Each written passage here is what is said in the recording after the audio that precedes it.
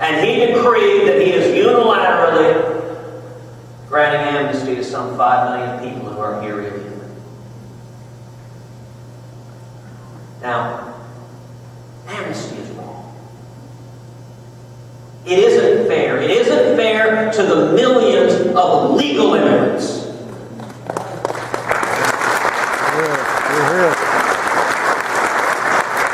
Who've waited in line for years and have followed the rules and have come here seeking the American dream. It isn't fair to the 92 million Americans right now who aren't working.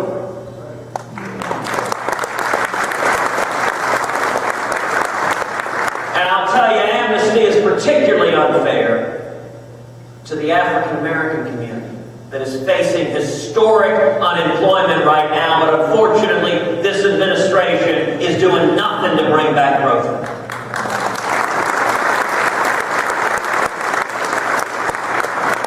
And amnesty is not compassionate. The predictable result of this is going to be more and more and more people coming across the border illegally. More and more and more children being entrusted to violent coyotes and criminal cartels that are physically assaulting these kids, that are sexually assaulting these kids. That is not compassionate to hand over children to drug dealers and predators. But I'll tell you, as dangerous as the underlying policy is, there's something even more dangerous, which is what President Obama is doing to the Constitution.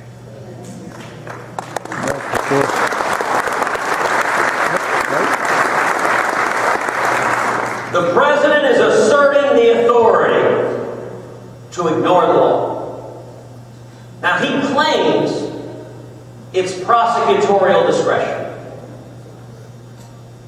Now, as you all know, before I was in the Senate, I spent north of a decade litigating before the U.S. Supreme Court. That's been my career in public service and private practice, defending the Constitution. And there's a technical legal term for President Obama's argument about prosecutorial discretion. Complete crap.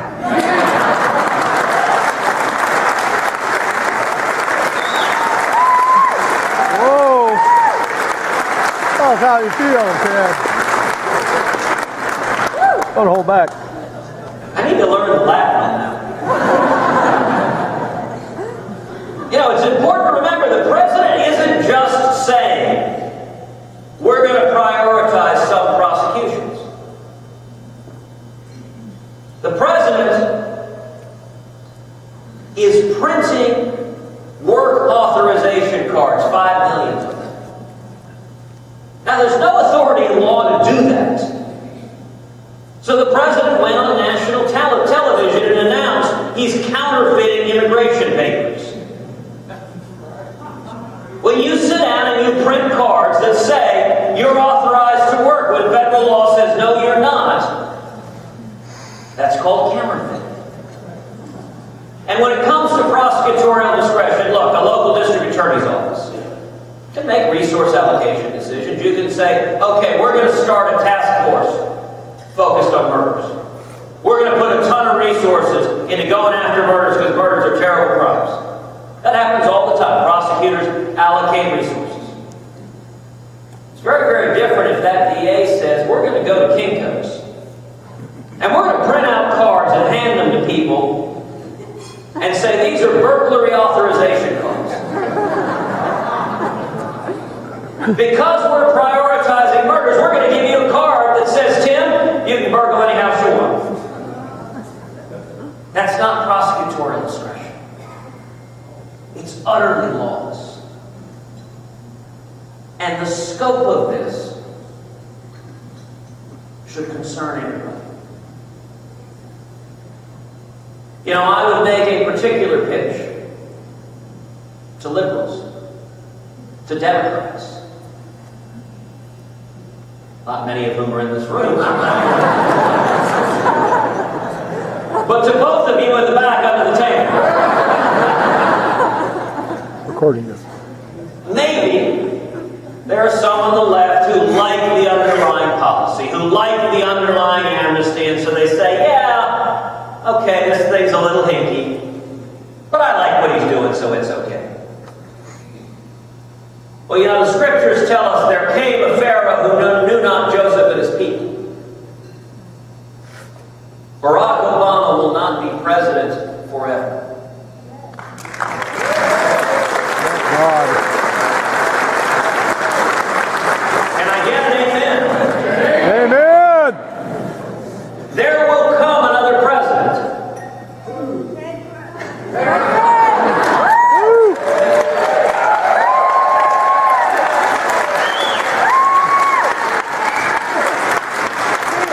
It was striking the week after President Obama announced his illegal amnesty. He did an interview with a reporter.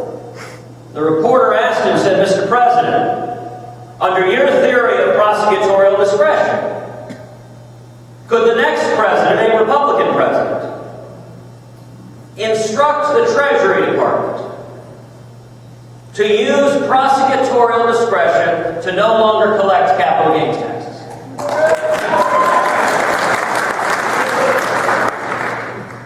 The president just stammered. He had no answer to that. I would add a follow-up. Could the next president use prosecutorial discretion to tell the EPA you will no longer enforce the following federal environmental laws? Yeah. Or tell the Labor Department you'll no longer enforce the following labor laws? Now listen, let me be clear. I am a passionate advocate for tax reform, for regulatory reform, for environmental reform, for labor reform. Our laws are a disaster and we need to change them. But there's a right way and a wrong way to do it. Right. You know, actually what summed up this issue better than any commentary in the last month was Saturday Night Live. How many of y'all saw the Saturday Night Live skit? Yeah. It was fantastic. They reprised the classic Schoolhouse Rock. How a bill becomes a law. And you had the bill up there dancing. And then President Obama comes and pushes it down the steps. And it's replaced by an executive order. As they said on Saturday Night Live, the bill said, I start in the House, I go to the Senate, I go to the President's desk, and maybe I become a law. The executive order walks out, smoking a cigarette, and said, yeah, I have an executive order. I just happened.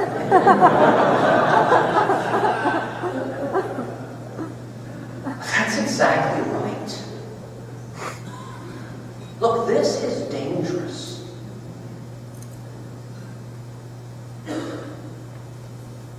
If the president can change the law at will, why elect a Congress? Why have laws? Why have a constitution? Just over 2 centuries ago, the American people fought a bloody revolution against a tyrannical king. There is a form of government in which the authority to make and change the laws is vested in one human being. It's called a monarchy. And we bled and fought to get away from that. What is happening is dangerous. It is fundamentally dangerous. And so what should we do about it? Well, I'm going to suggest 2 things. Number 1, a principle. And number 2, a specific course of action. The principle is radical and revolutionary. Every Republican who was just elected to Congress should go to Washington and do what they said they would do. Amen.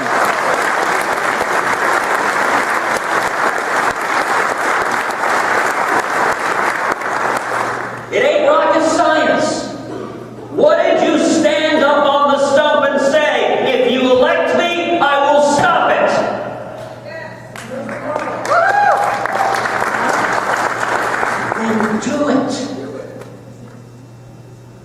You know, there's a strange culture in Washington.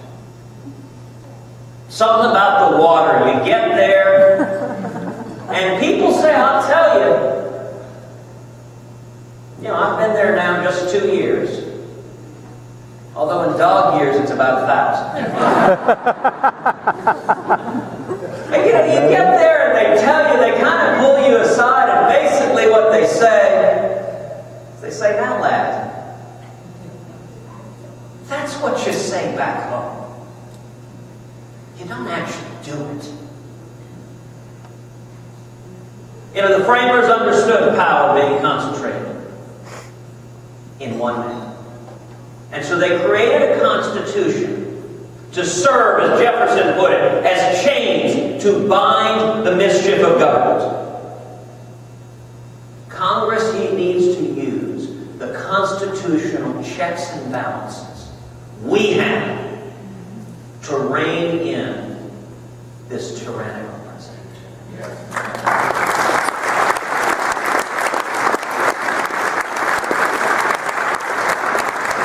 Now, I've laid out a systematic plan for how I believe we should proceed. Number one, the incoming majority leader should stand up and say, the Senate will not confirm a single nominee, executive or judicial, other than vital national security positions, until you lift this unconstitutional act. Amen.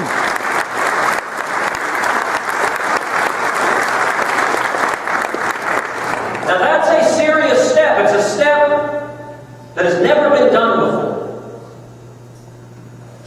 But there are a couple of principles behind it. I like to give credit where credit is due. This particular idea came from Newt Gingrich. A couple of weeks ago, I invited Newt to come have breakfast, and I sat down with Newt, Jeff Sessions, and Mike Lee, and we just brainstormed, because as you guys know, Newt is a font of ideas. We brainstormed, and Newt's point on this, he suggested, and I said, Newt, that's fabulous. And he said, look, you've got to do something that actually imposes meaningful pain on the administration that's disregarding the law. If you don't confirm their nominees, every fat cat Democratic bumper who's getting ready to be ambassador to some tropical island suddenly ain't going there. And it is an explicit authority given to the Senate precisely to check the executive. If the majority leader stands up and says, we will not bring a single nomination to the floor, there is nothing, zero, that President Obama or the Democrats can do about it. That's the first piece. The second piece, then, is we should use the power of the purse. Yeah.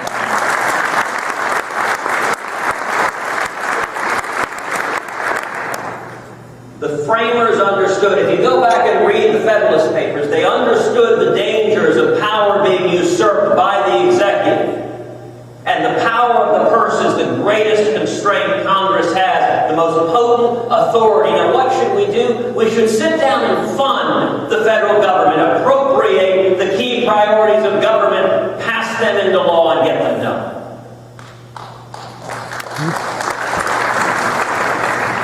And then we should take up funding for the Department of Homeland Security and put an explicit rider on it that not one penny will be spent to implement illegal acts.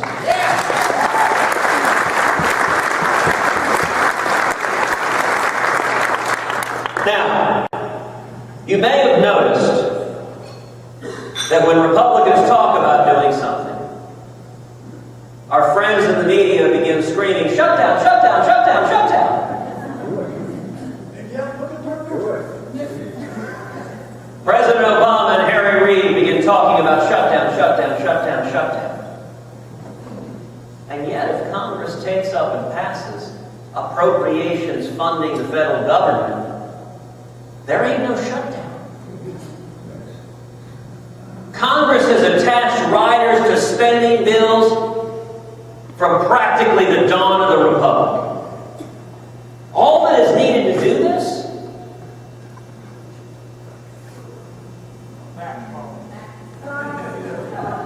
is a two-word phrase, the second of which is fortitude. By the way, all of us learned in high school biology that invertebrates can't walk upright. And yet politicians disprove that every single day.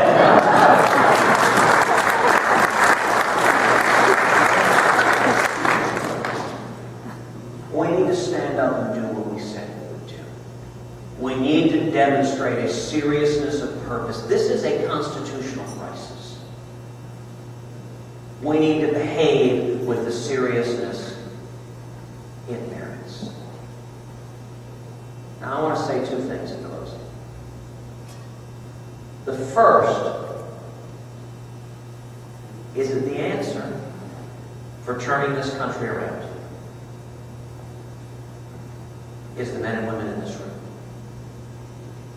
And it is the men and women across this country who are waking up. You know, one of the great blessings of the job you have entrusted me with is I get to travel all over Texas. I get to travel all over the country.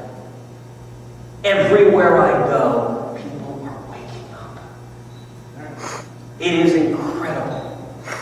It is incredible. They are coming and realizing what is happening to this country.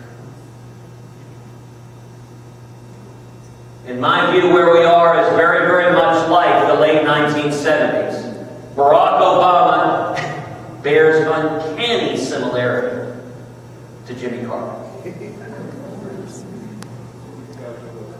Same failed economic policies, out of control spending and taxes and regulation, same stagnation and misery and malaise. And the same feckless and naive foreign policy.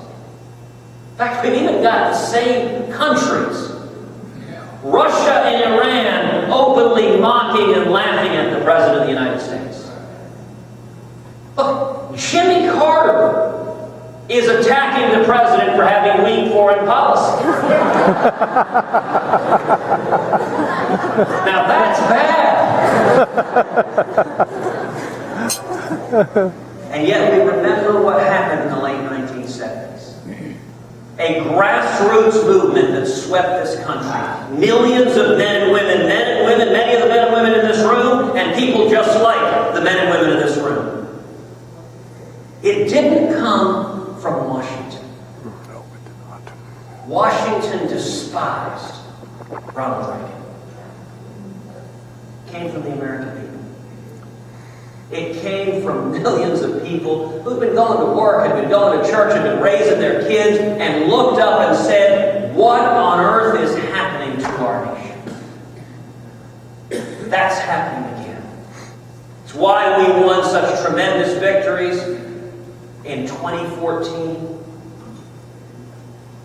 And I'm convinced 2016 is going to be even better.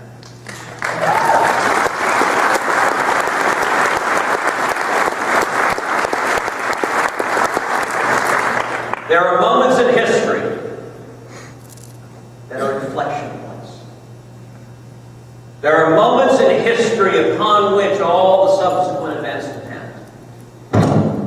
I'm reminded of the words of Winston Churchill in 1936, during his wilderness years. He addressed the House of Commons, and he stood and said, owing to past neglect, in the face of the plainest warnings, we have now entered upon a period of danger. The era of procrastination, of half measures, of soothing and vesting expediencies, of delays, is coming to a close. And in its place, we are entering a period of consequence.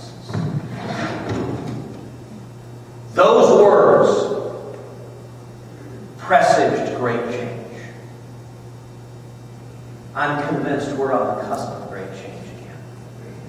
We are on the cusp of turning this country around, of pulling back from the precipice. Sometimes things have to get really bad to wake people up, and people are waking up.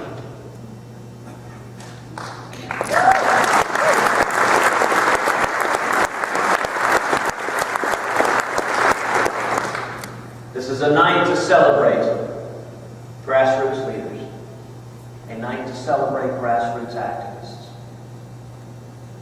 And let me stand and speak to you, not as an elected official, but let me speak to you as a dad. As a dad of two little girls who are 4 and 6, and who one day want to inherit a country that's free and prosperous. The only way we save this country is the men and women in this room continuing to energize and mobilize and wake people up. And I simply want to say on behalf of Caroline and Catherine, thank you for standing together to save the United States of America.